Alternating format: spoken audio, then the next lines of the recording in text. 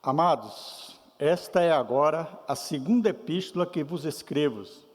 Em ambas, procuro despertar com lembranças a vossa mente esclarecida, para que vos recordeis das palavras que anteriormente foram ditas pelos santos profetas, bem como do mandamento do Senhor e Salvador, ensinado pelos vossos apóstolos, tendo em conta, antes de tudo, que nos últimos dias virão escarnecedores com os seus escárnios, andando segundo as suas próprias paixões, e dizendo: onde está a promessa da vinda?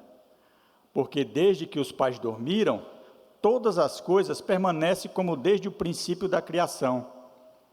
Porque deliberadamente esquecem que de longo tempo houve céus bem como terra, a qual surgiu da água e através da água pela palavra de Deus, pela qual veio a perecer o mundo daquele tempo afogado em água.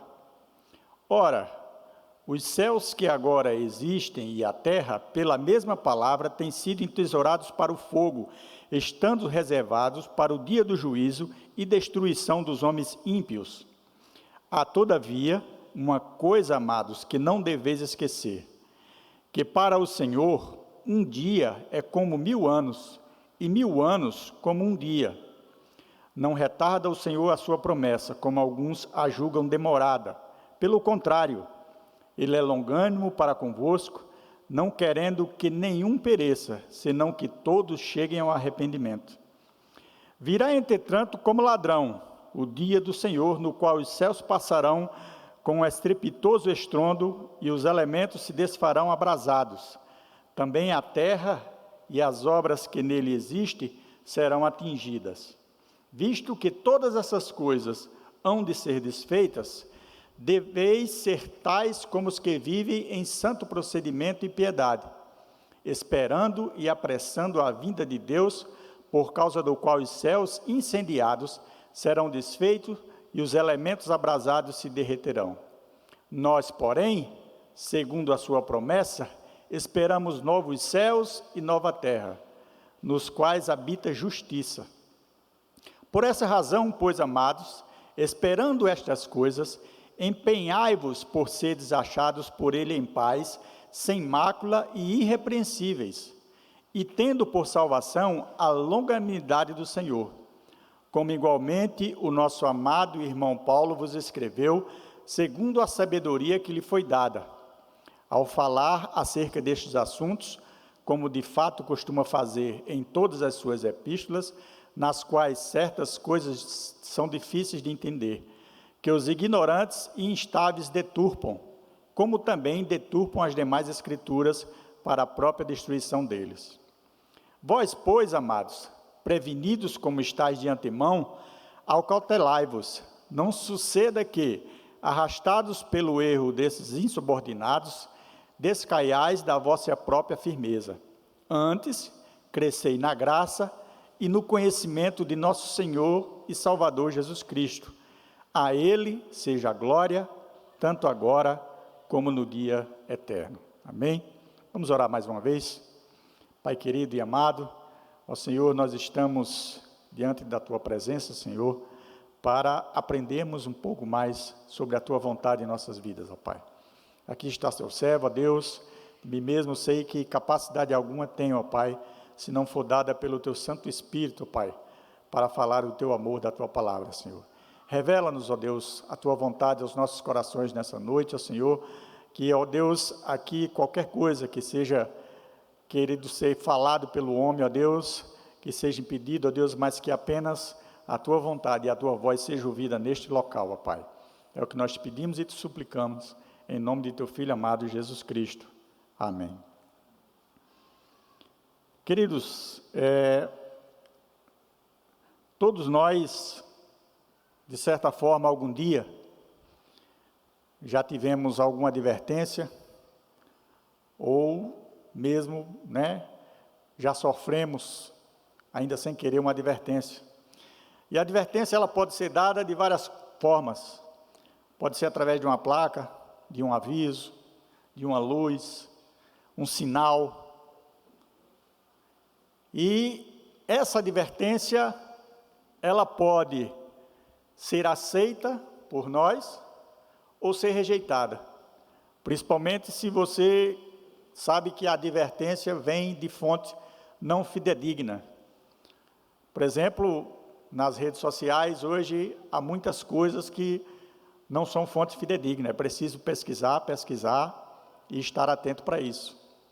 Se você conduz seu veículo aí pela estrada e você vê as placas de advertência, cabe apenas a você decidir se vai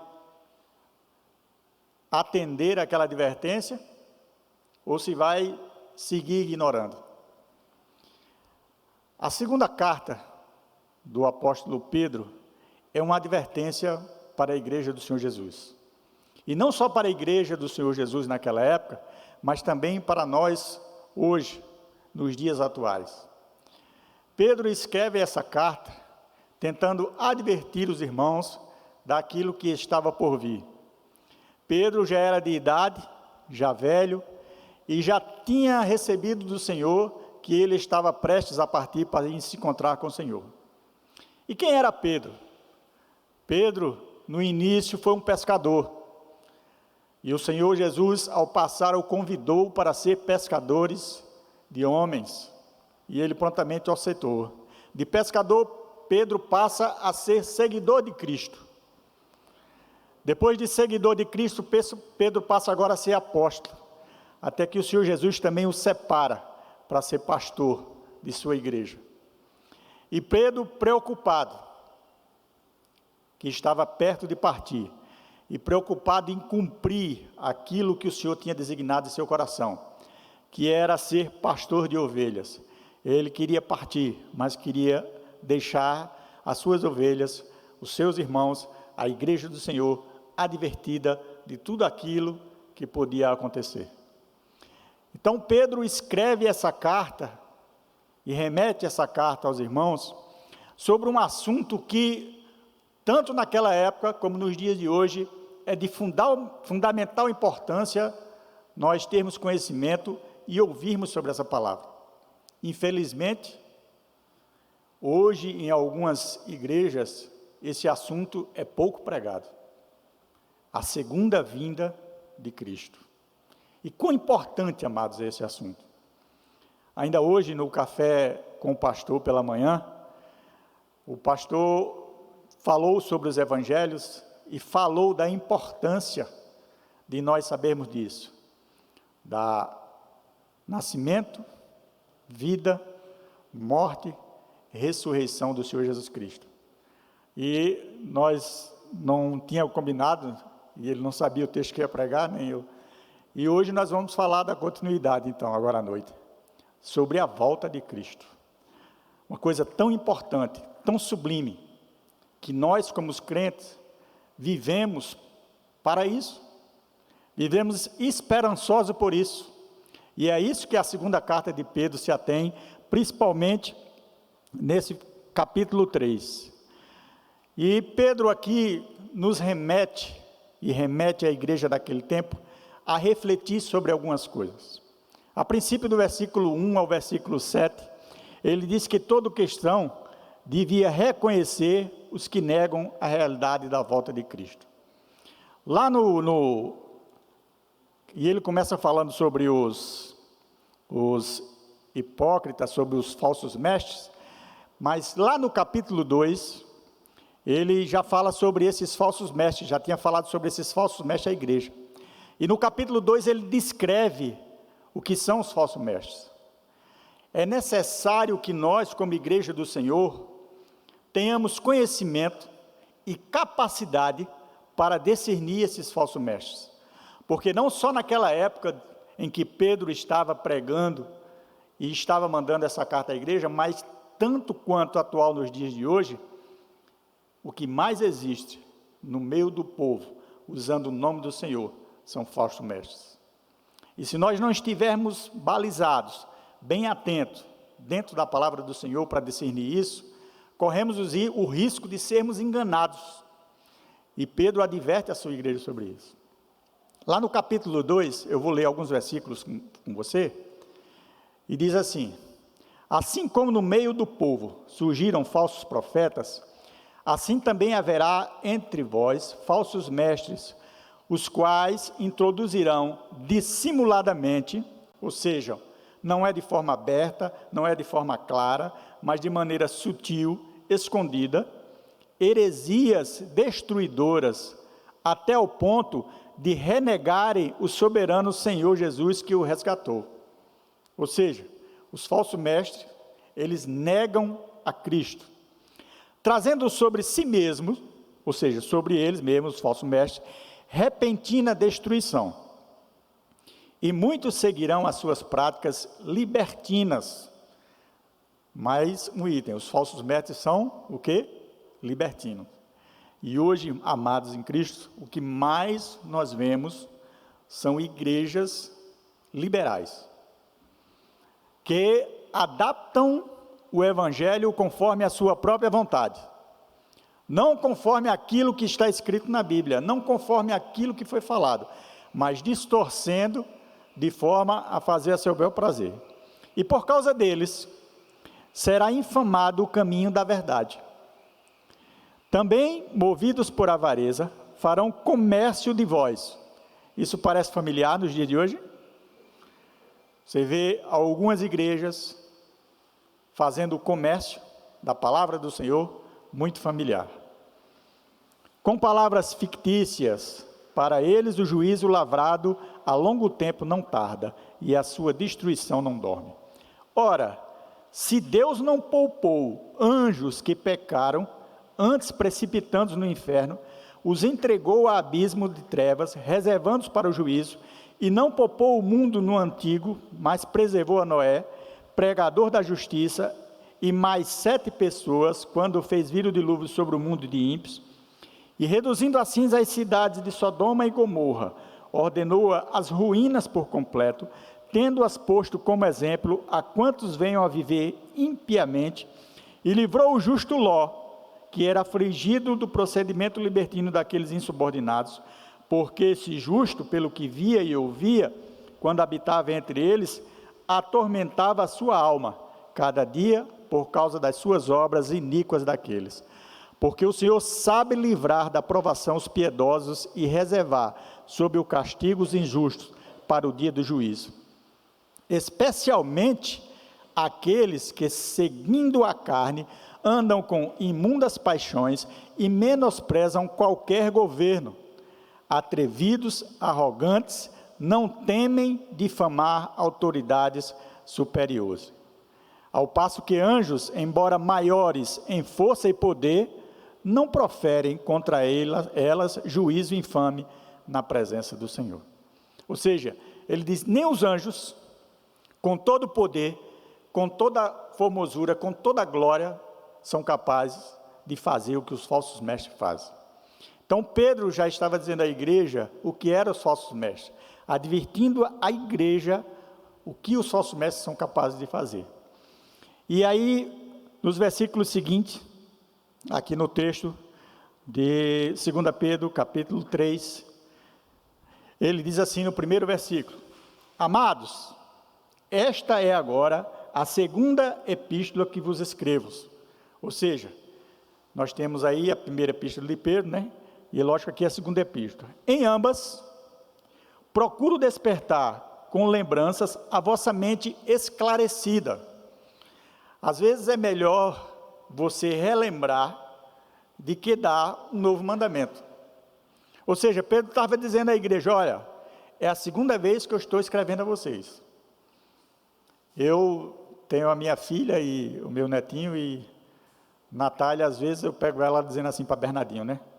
Olha, eu já falei com você 2 vezes, né? E pasmo, ele para. Então Pedro está dizendo assim, olha, vocês já sabem disso que eu estou falando, vocês já têm conhecimento disso que eu estou falando, é a segunda vez que eu estou falando, a mente de vocês já está bem esclarecida sobre esse assunto. E aí lá no versículo 2, ele fala um pouco mais sobre os falsos mestres, como é que eles procedem. Para que vos recordeis das palavras que anteriormente foram ditas pelos santos profetas, Ou seja, os profetas já haviam também falado nas palavras, ao povo, bem como do mandamento do Senhor e Salvador. O Senhor Jesus Cristo também já havia falado sobre esse assunto, ensinada pelos vossos apóstolos, ou seja, após Jesus, os apóstolos também já haviam vindo pregando, falando sobre isso. Como assim, irmão?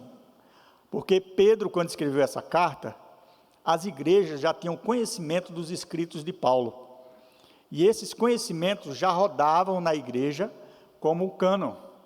A igreja tomava aquilo como disciplina, como doutrina, já estudava aquilo, já tinha aquilo cauterizado em mente. Então Pedro está alertando, por tudo isso que eu estou falando para vocês já têm conhecimento. Os apóstolos já falaram, os profetas já falaram, o próprio Senhor Jesus também já falou. E hoje nós estamos aqui falando novamente, e com mais propriedade ainda, porque não apenas os escritos de Paulo, mas nós temos conhecimento próprio de toda a Bíblia. No versículo 3 ele diz assim: tendo em conta, antes de tudo, que nos últimos dias virão escarnecedores com seus escárnios, andando segundo as suas próprias paixões. Esses últimos dias aqui, que ele fala, remete desde o nascimento de Jesus Cristo, a sua vida, a sua morte, a sua ressurreição, até os dias atuais de hoje. Nós estamos vivendo nos últimos dias. E os últimos dias, como alguns dizem, não é os últimos dias que precedem a vinda de Cristo. Uma semana antes, 2 dias antes, não, nós já estamos vivendo os últimos dias desde o nascimento de Cristo. Nós já vivemos isso. E o que Pedro está dizendo aqui, olha, Jesus falou, os apóstolos falaram, todos falamos que nos últimos dias isso aconteceria. Haveria falsos profetas que tentariam deturpar a palavra do Senhor. Ou seja, Pedro não está alertando agora para um perigo eminente de fora, mas ele está falando de um perigo eminente dentro da própria igreja. E, pasme, é uma coisa ainda mais temerosa, porque quando o inimigo é de fora, muitas vezes é conhecido, mas quando o inimigo está infiltrado, a coisa fica mais difícil de ser percebida. E aí Pedro está dizendo, olha, nós vivemos nos últimos dias, e o Senhor já tinha falado isso. E nos últimos dias virão o quê? Virão escarnecedores com seus escárnios, andando com suas próprias paixões. Ou seja, pessoas que estão preocupadas, que estão envolvidas, não realmente em fazer a vontade de Deus, mas atender às suas próprias paixões, a adequar a palavra do Senhor à sua vida, e não seguir a palavra do Senhor, e não colocar a sua vida para seguir a palavra do Senhor. Este é um dos itens que você pode desconfiar, quando você vê um falso mestre dessa forma, você já fica atento. E o que é que esses falsos mestres andam dizendo? Aí Pedro diz que eles andam dizendo o seguinte: onde está a promessa da vinda? Nos dias de hoje você já escutou isso? Muita gente ainda duvida que Jesus Cristo vai vir. Outros dizem assim, olha, para mim, Jesus Cristo foi um cara aí, mais um que fez a história, igual Tiradentes, que ficou registrado. Era um cara bom, era um cara legal, ele fez muita coisa, mas não passa disso. E naquela época eles também já faziam isso. Onde está a promessa da vinda? Porque desde que os pais dormiram, todas as coisas permanecem como desde o princípio. Quem eram os pais? Abraão, Isaac, Jacó. O que é que eles estavam querendo dizer aqui? Tudo bem, vocês pregam que Jesus Cristo vai voltar, mas eu não acredito nisso, porque Abraão falou, Isaac falou, Jacó falou, todo mundo falou, e até agora não mudou nada. Ou seja, para os falsos mestres, ele não acredita na volta do Senhor Jesus Cristo. E eles diziam que todas as coisas permanecem desde o princípio da criação.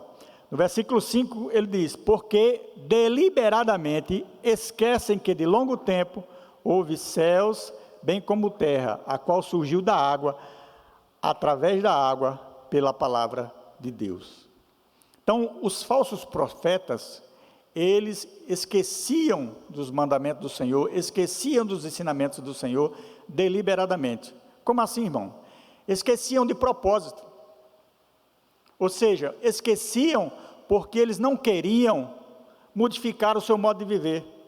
Esqueciam porque eles não queriam seguir o que a palavra do Senhor diz.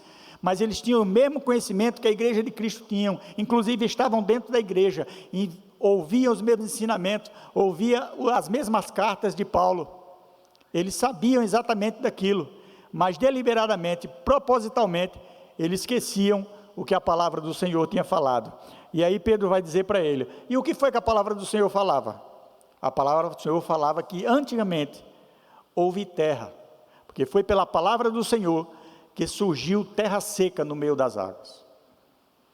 E veja o que Pedro usa esse argumento, a palavra, aí de uma forma assim, tremenda, sem sombra de dúvida nenhuma, inspirada pelo Espírito Santo do Senhor.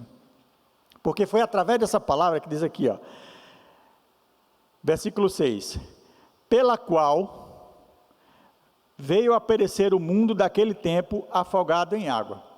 Ou seja, essa palavra, a palavra de Deus, que fez brotar terra seca no meio das águas, foi a mesma palavra que veio e condenou aquela terra, condenou o mundo, condenou aquelas pessoas à morte, e morte por afogamento, que foi o dilúvio. Ou seja, vejam só, pela palavra Deus fez a terra, pela palavra os homens desobedeceram, pela palavra ele sucumbiu a todos. E ele está dizendo o seguinte, pela mesma forma, pelo mesmo jeito, pela mesma palavra, acontecerá o seguinte, versículo 7, ora, os céus que agora existem, e a terra, pela mesma palavra, têm sido entesourados para o fogo, estando reservados para o dia do juízo e destruição dos homens ímpios. Ou seja, assim como Deus fez no dia do dilúvio, pela própria palavra, Deus também irá destruir essa terra que nós estamos aqui. Será queimado tudo. Ô, irmão, que coisa horrenda você está imaginando, né, como será esse dia do juízo, onde Deus fará essa destruição por fogo. Quando Noé começou a construir aquela arca ali, e pregar a palavra, prontamente o povo começou a duvidar, a zombar, a escarnecer, assim como os falsos mestres de Noé, e no dia que veio o dilúvio, o desespero foi tremendo, grande. Imagine quando Jesus voltar novamente, que a terra estiver pegando fogo, porque a palavra diz que tudo será destruído, então haverá fogo na terra, haverá fogo do céu, não há para onde correr, diz que todas as coisas que foram construídas na terra, prédios, casa, todas as construções, tudo será destruído. Esse será um dia de muito desespero. Então Pedro está alertando o seguinte, lembrem-se que foi pela palavra, ou seja, lembre dos ensinamentos primórdios, que desde o início estava assim, e eles estão esquecendo propositalmente, para viver como? Viver a seu bel prazer, para viver não um evangelho santo, mas um evangelho moldado, conforme as suas vontades, conforme o seu querer. Versículo 8 diz assim, há todavia uma coisa, amados, que não deveis esquecer, que para o Senhor um dia é como 1000 anos, e 1000 anos como um dia. Por que o apóstolo Pedro fala isso? Porque o que é que os falsos mestres estavam fazendo? Eles estavam duvidando que Cristo ia voltar, porque os pais já morreram, e nada tinha acontecido, continuava tudo da mesma coisa.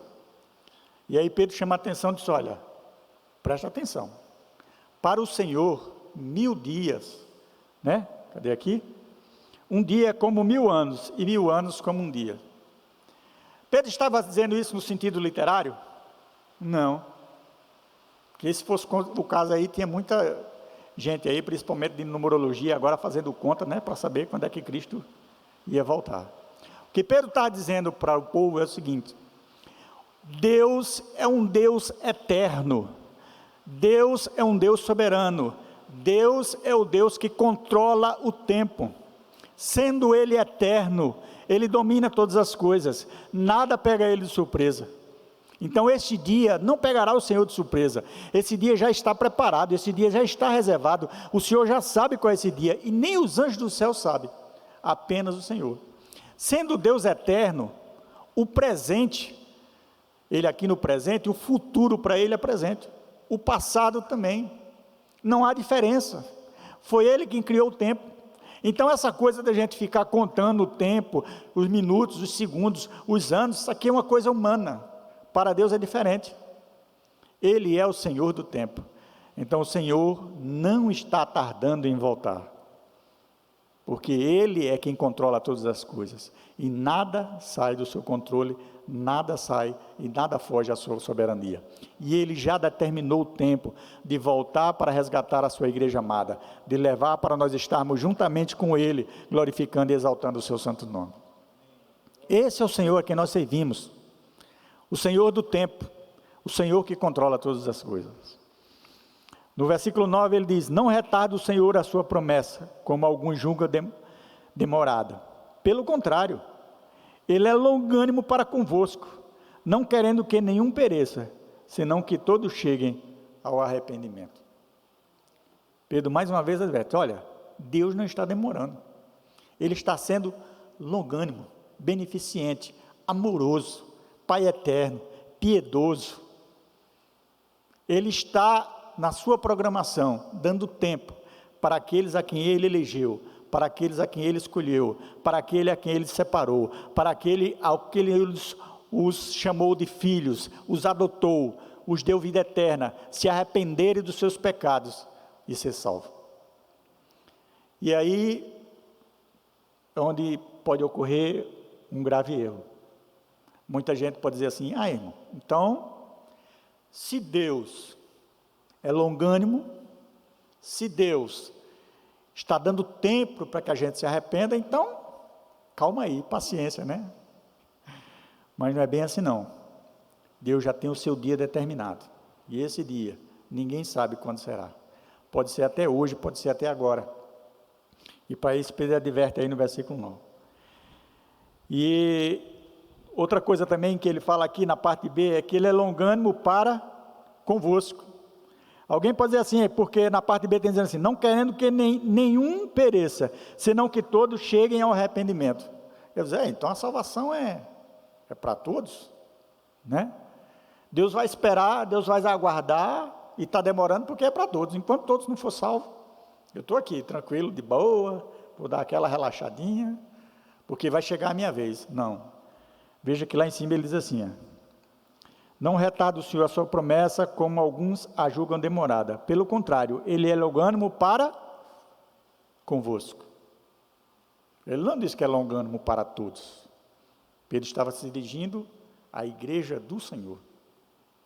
Ele é longânimo, está nos planos dele, de voltar quando todos aqueles a quem o Pai o deu estiverem salvos. Amém?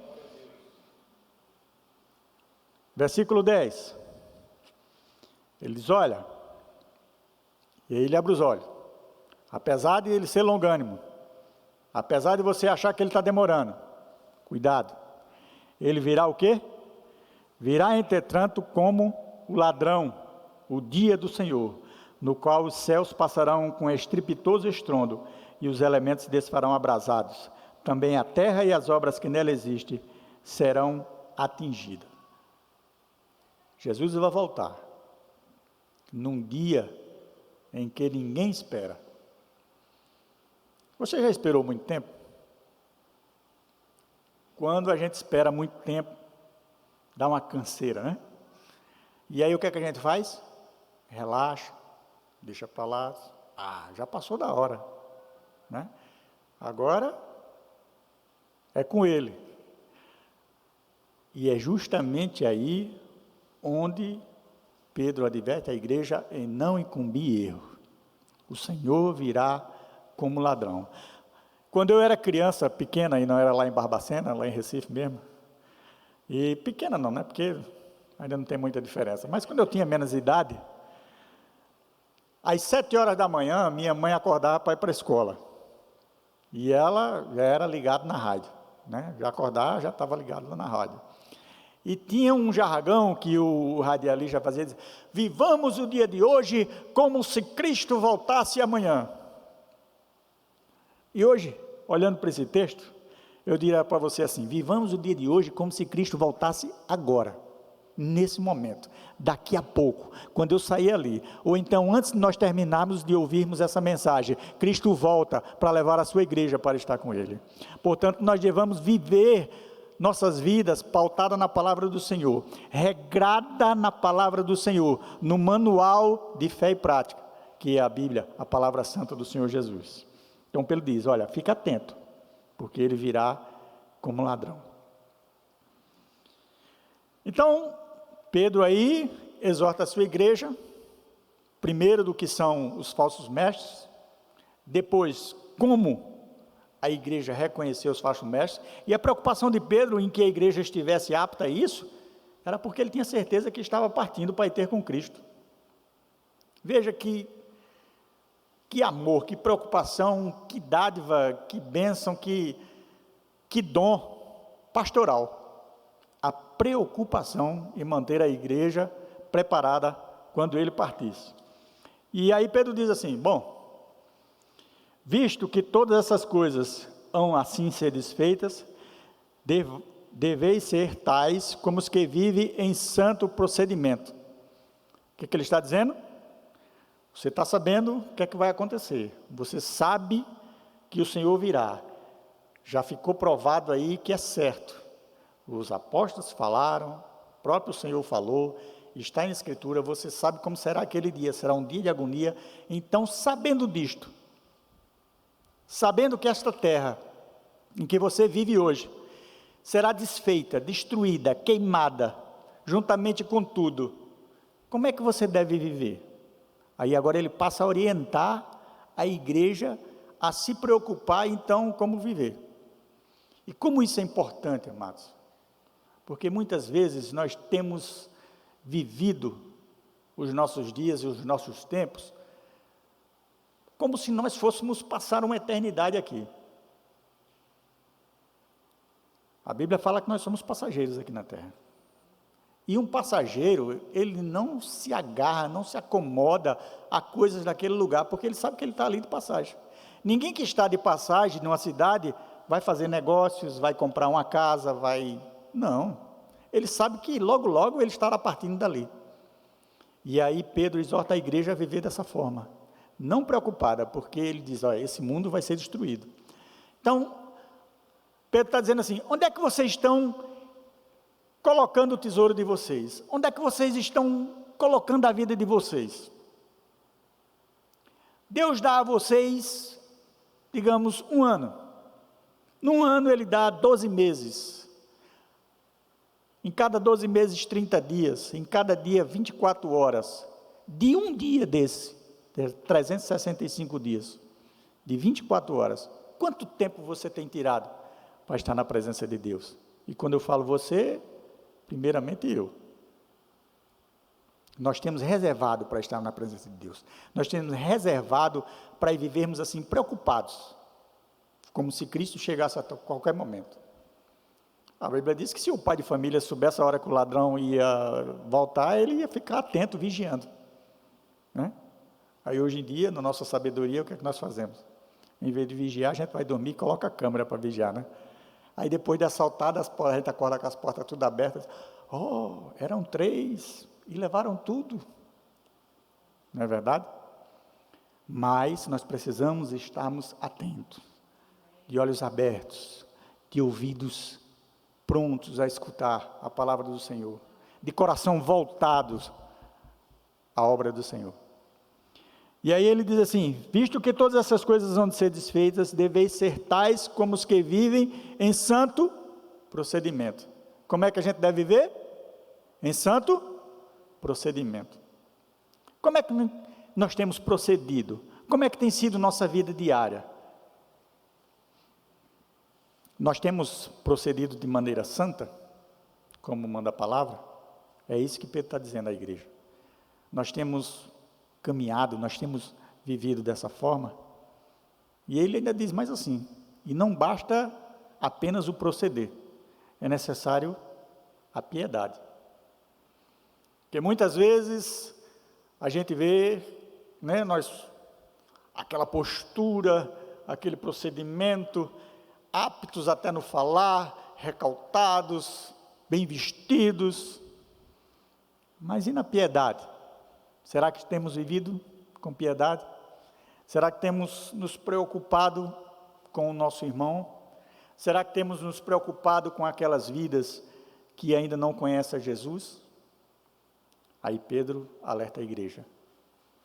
Olha, existem os falsos profetas, nós estamos vivendo os últimos dias, vocês já sabem como conhecer, vocês sabem que isso aqui será destruído, portanto vivam de forma procedente e com piedade.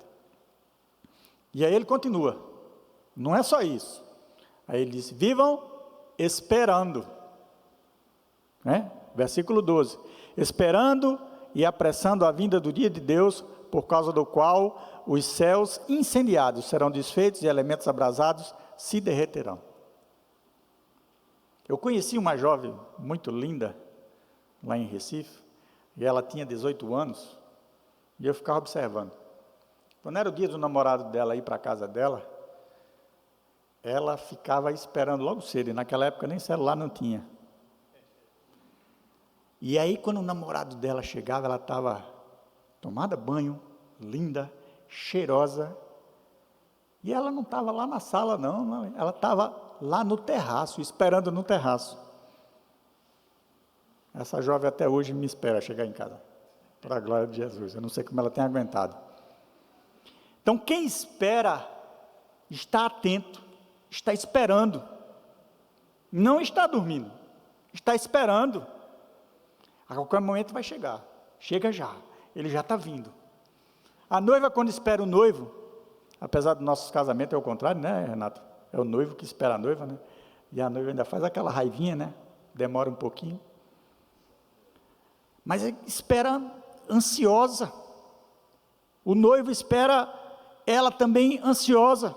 Você quando espera o resultado de uma prova, você espera ansioso. Você quando espera receber uma notícia boa, enquanto ela não chega, você não descansa. E tem gente que, misericórdia, chá de camomila não resolve, vai para o remédio da pressão, né, e tudo mais, para poder esperar, né?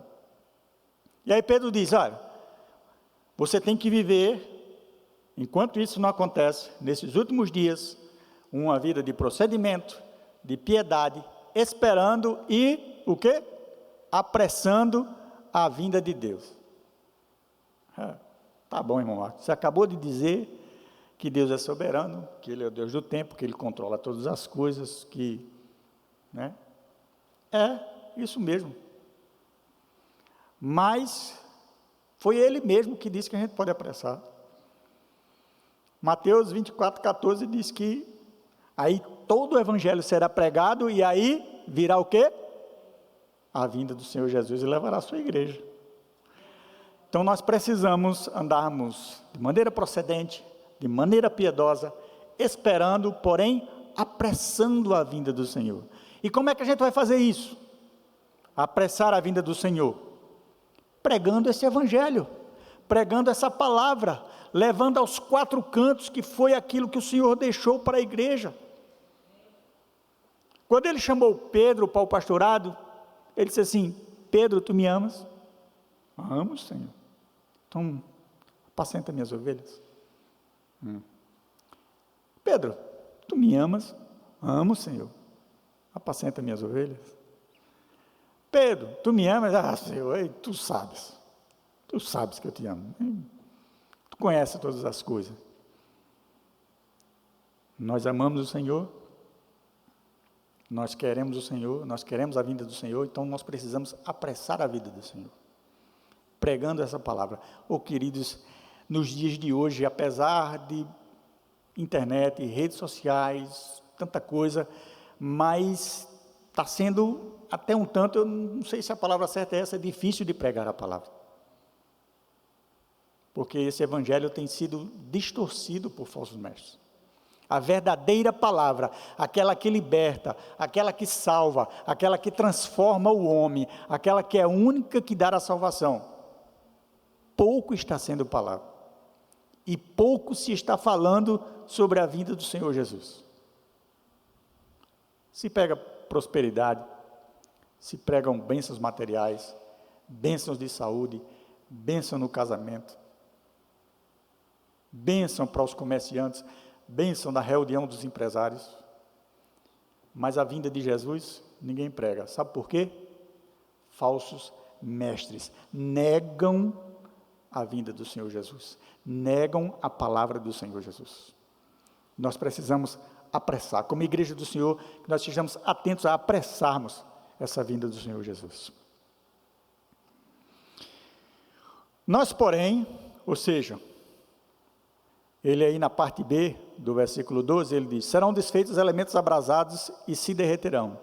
Aí ele diz, nós porém, nós quem? Igreja do Senhor, povo eleito, chamado, escolhido. Nós porém, segundo a sua promessa, esperamos novos céus e nova terra, nos quais habitam justiça.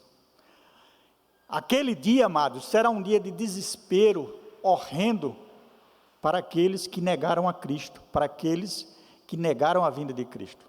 Imagine, quando os elementos dos céus, quando a terra começar a pegar fogo, quando houver um estrondo, um alarido grande, o Senhor Jesus raiar nas nuvens, aqueles que negaram olhar, como diria por aí, eu não quero estar na pele deles, né?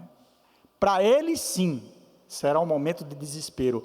Para nós que temos isso, nós sabemos, nós confiamos, para nós que já sabemos isso, será um momento de alegria, porque é uma surpresa esperada. Cláudia, quando me esperava que eu chegava, era um momento de alegria, né? Porque ela estava esperando, ela sabia que eu ia chegar. Para nós será diferente, amados, será uma surpresa maravilhosa, porque enquanto esses estarão perecendo, nós estaremos subindo com o Senhor Jesus Cristo, recebendo um corpo glorificado e se tornando cidadãos do céu, tornando-se perfeitos cidadãos dos céus, né, para estarmos com Cristo, louvando e engrandecendo o seu santo nome. Ou seja, nós estaremos esperando, é por isso que nós vivemos aqui, é por isso que nós andamos aqui, nesse proceder, nessa piedade, aguardando este momento. Então para nós será diferente, será um momento de alegria. Por essa razão, pois amados, esperando estas coisas, empenhai-vos por seres achados por ele em paz, sem mácula e irrepreensíveis. Ou seja, nós devemos ter um proceder e andarmos em paz uns com os outros, em paz no seu trabalho, em paz lá na sua escola, em paz lá naquele vizinho lá que lhe importuna, em paz. Como? Sem mácula, sem defeito, sem mancha. A noiva, quando espera o noivo, o vestido é uma coisa espetacular. Se tiver uma sujeira, e ainda que ela não veja, alguém vem de lá e corre e tira, porque tem que estar, né, imaculada. Versículo 15, tendo por salvação a longanimidade do Senhor Jesus Cristo, ou seja, nós devemos nos agarrar, e nossa esperança deve estar nessa esperança que nós sabemos que Deus não demora, não tarda, mas Ele aguarda o seu tempo, para que todos se arrependam e possam ser salvos. Versículo 16, que ele fala que Paulo, ao falar acerca desses assuntos, como de fato costuma fazer em todas as suas epístolas, na quais certas coisas difíceis de entender, e não é só nós, né, que muitas vezes temos dificuldade para entender a Bíblia, mas desde esse tempo, né, já era difícil Pedro de entender Paulo, que os ignorantes e instáveis deturpam, ou seja, destroem, distorcem, fazem conforme quer, como também deturpam as demais escrituras para a própria destruição dele, como nós já havíamos falado. Versículo 17 diz, vós, pois, amados, ou seja, depois que Paulo tem falado tudo isso, aí ele diz assim, vós, pois, amados, prevenidos como estáis de antemão, ou seja, vocês já vêm escutando isso há bom tempo, vocês já estão sabendo de tudo, acautelai-vos que não suceda que, arrastados pelo erro desses insubordinados, decai da vossa própria firmeza. Ou seja, nós como cristãos temos que andarmos com cautela. E onde é que nós vamos buscar essa cautela? Na palavra do Senhor.